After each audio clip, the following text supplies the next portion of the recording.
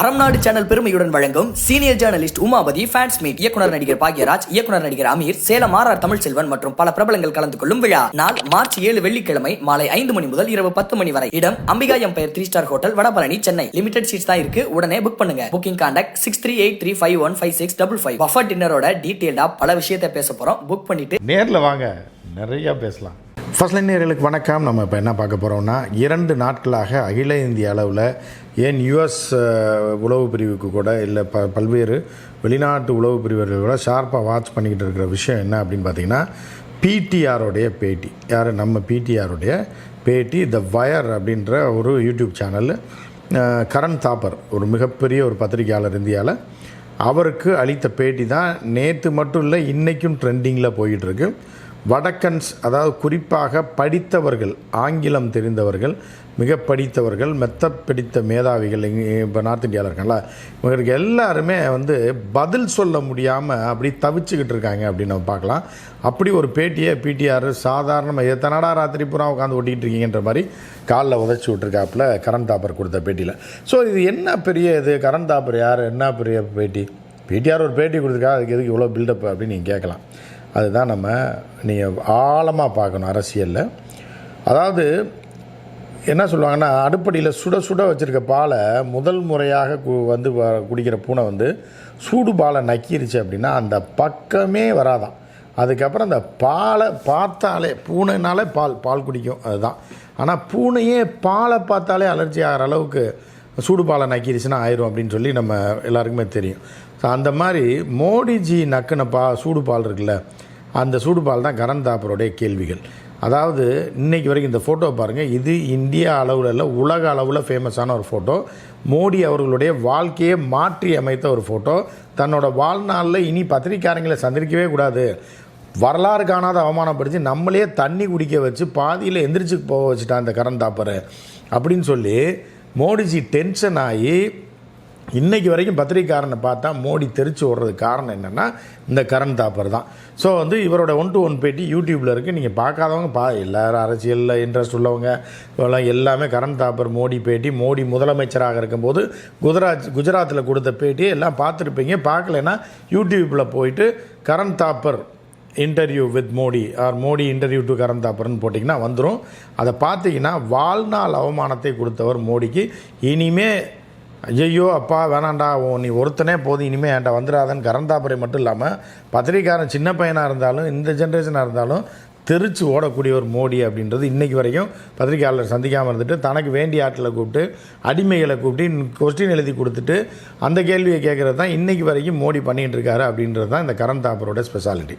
அதுக்கப்புறம் அம்மையார் ஜெயலலிதா இருக்காங்களே, டென்ஷன் ஆகி கொதிச்சு, எதுக்காக கரண் தாப்பர் டென்ஷனே ஆக மாட்டாப்புல, அப்படி நோண்டி விட்டு, அதாவது ஜெயலலிதாவை இதே மாதிரி தான் பண்ணார் 91. அதுக்கப்புறம் தான் மோடிஜிக்கு அவர் சூடு வச்சு விட்டது.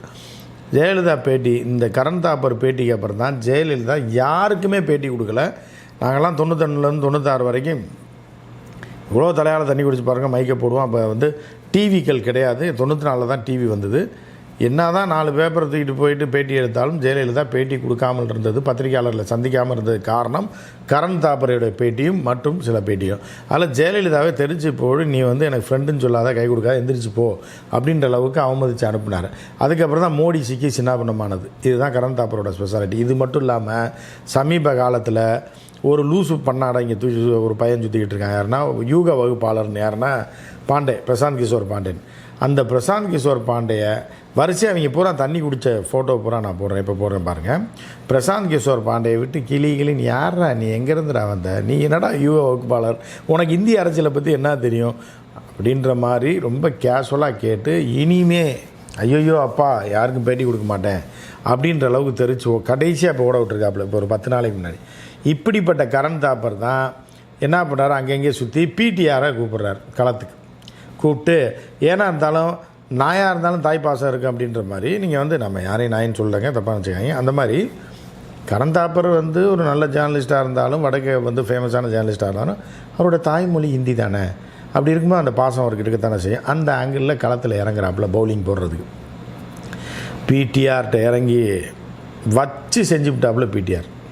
அதாவது கரண் தாப்பர் தண்ணி குடிக்கிற அளவுக்கு பண்ணிவிட்ட இந்தியாவின் முதல் அரசியல்வாதி யார் அப்படின்னா பிடிஆர்.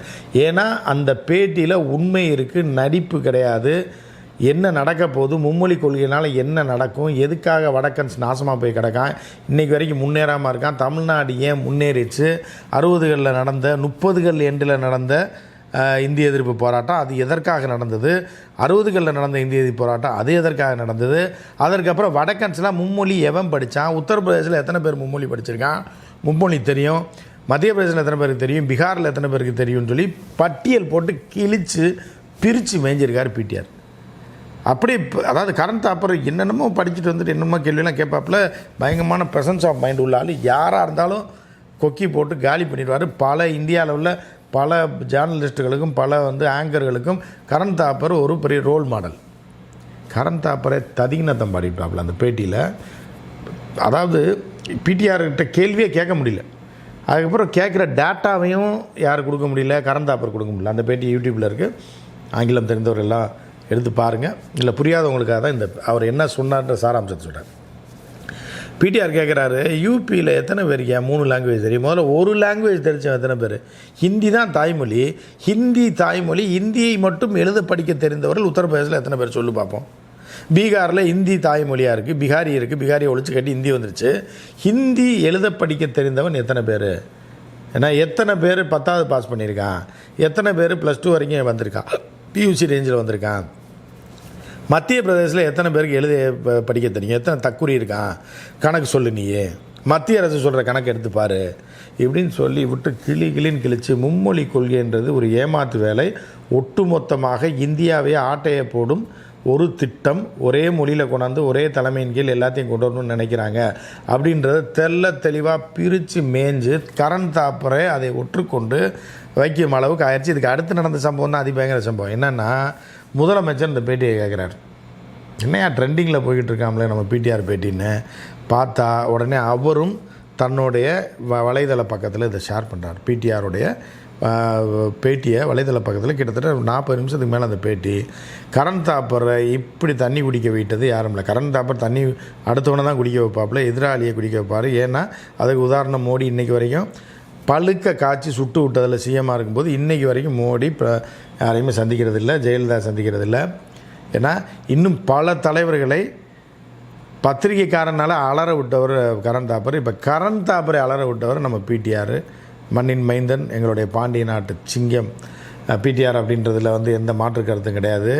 அதாவது இதில் இன்னொரு விஷயம் என்னென்னா, வடக்கன்ஸுக்கு போகிறான் படித்தவர்கள் டாப்பில் இருக்கவன் தெரிஞ்சு செய்கிறவன் பிஜேபிக்காரன் ஆர்எஸ்எஸ் தெரிஞ்சு தான் இதை பரப்பி மொத்தமாக முதலாளிகளாக அவர்கள் அங்கே உட்கார்ந்து கொண்டு இந்தியை பரப்பி எல்லா துறைகள்லேயும் ஆட்டையை போடக்கூடிய ஒரு திட்டத்தை போட்டது இந்த ஆர்எஸ்எஸும் பிஜேபின்னா அவங்களுக்கு புரிஞ்சு தான் செய்கிறாங்க. ஆனால் புரியாமல் அறகுறையாக இருக்கான். ஹிந்தி பாசத்தில் இருக்கிறவர்கள், படித்தவர்கள், அதே மாதிரி பிஸ்னஸ் செய்யக்கூடிய ஐடி இண்டஸ்ட்ரியில் இருக்கிற நார்த் இண்டியன்ஸு, யூபிக்காரன், பீகார்காரன், உத்தரப்பிரதேஷ்காரன், ராஜஸ்தான்காரன், மத்திய பிரதேஷ்காரன், பஞ்சாப்காரன், ஹரியானாக்காரன் எல்லாருக்கும் தெளிவாக புரிய வச்சதில் என்ன ஆயிடுச்சுன்னா, பிடிஆரோட பேட்டி ட்ரெண்டிங்கில் போயிட்டுருக்கு. ஒரு நாள் மட்டும் இல்லை, 2வது நாளாக சோசியல் மீடியாவில் இதுதான் டாக் ஆஃப் தி சோசியல் மீடியாவாக மாறி போச்சு நேஷ்னல் லெவலில். இது இன்டர்நேஷ்னல் லெவலில் என்னடா பிரச்சனைன்னு புரியாதவனுக்கும் தெளிவாக ஆங்கிலத்தில் புரிய வைத்திருக்கிறார் பிடிஆர் அப்படின்னு தான் நம்ம பார்க்குறோம். ஸோ இந்த மாதிரி பிடிஆருடைய இந்த ஒரு பேட்டி, அதாவது சிங்கம் தனியாக தான் வரும் அப்படின்ற மாதிரி ஒரே பேட்டியில் ஒட்டு மொத்தமாக இதை தானடா இத்தனை நாள் வச்சு ஒட்டிகிட்டு இருந்தீங்கன்னு காலில் வச்சு விட்டாப்புல. இது ஒரு பெரிய பேசு பொருளாக வடக்கே மாறி இருக்கிறது, பத்திரிகையாளர்கள் மத்தியில் மாறி இருக்கிறது. எனவே பிடிஆர் என்றைக்கும் சிங்கம் தான் அப்படின்றத நிரூபிச்சிருக்காரு. மற்றும் ஒரு நிகழ்ச்சியில் சந்திப்போம். நன்றி, வணக்கம்.